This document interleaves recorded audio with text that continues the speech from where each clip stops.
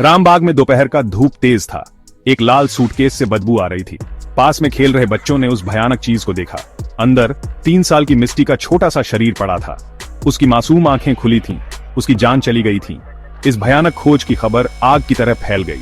छोटे से समाज में दहशत फैल गई। लोग नरबली और बदले की बातें करने लगे। अनुभवी इंस्पेक्टर मेहरा के नेतृत्व में स्थानीय पुलिस घटनास्थल पर पहुंची। इलाके को घेर लिया गया। हर सबूत, चाहे कितना भी छोटा क्यों ना हो, बड़ी सावधानी से इकट्ठा किया गया। फॉरेंसिक टीम ने पूरे इलाके की जांच की। उन्होंने उंगलियों के निशान, पैरों के निशान या कोई भी सुराग ढूंढा जो उन्हें अपराधी तक ले जा सके। दबाव बाच रहा था। मीडिया लगातार जवाब मांग रही थी।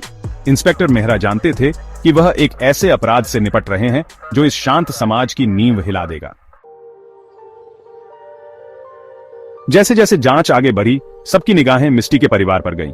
उसके पिता मनोज कुमार एक साधारण मजदूर, बहुत दुखी थे। उनके रोने की आवाज उनकी गली में गूंज रही थी। उनकी पत्नी सीमा, मिस्टी की मां, अजीब तरह से शांत लग रही थी। उसकी खामोशी से लोगों को शक हुआ। इंस्पेक्टर मेहरा ने सीमा को ध्यान से देखा। उसका दुख सतही लग रहा था। उसमें एक मां का असली दर्द नहीं दिख रहा था जिसने अपने बच्चे को खोया हो।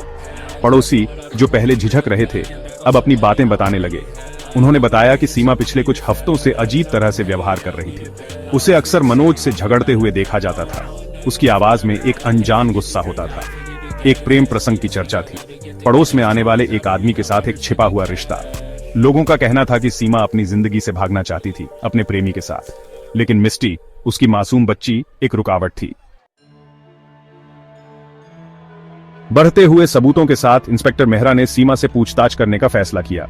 पहले तो उसने अपनी बेगुनाही का दावा किया, अपनी बेटी की मौत में किसी भी तरह की संलिप्तता से इनकार किया।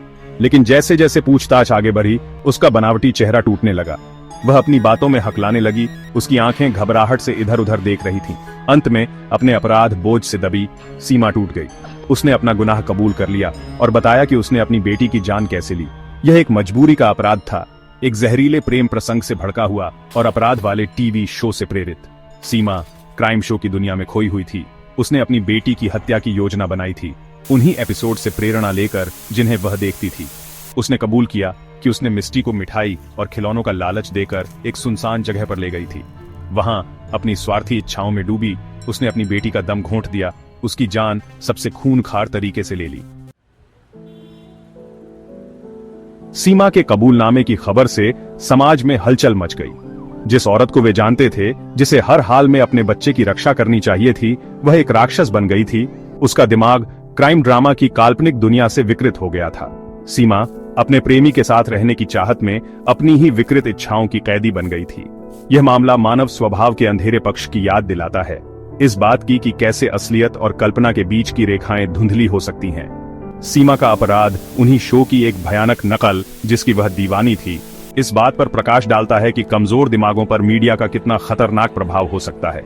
लाल सूटकेस मिस्टी की मासूमियत के खत्म होने का प्रतीक, इस बात की याद दिलाता है कि हिंसा और सनसनीखेजी के प्रति समाज को कितनी बड़ी कीमत चुकानी पड़ती है।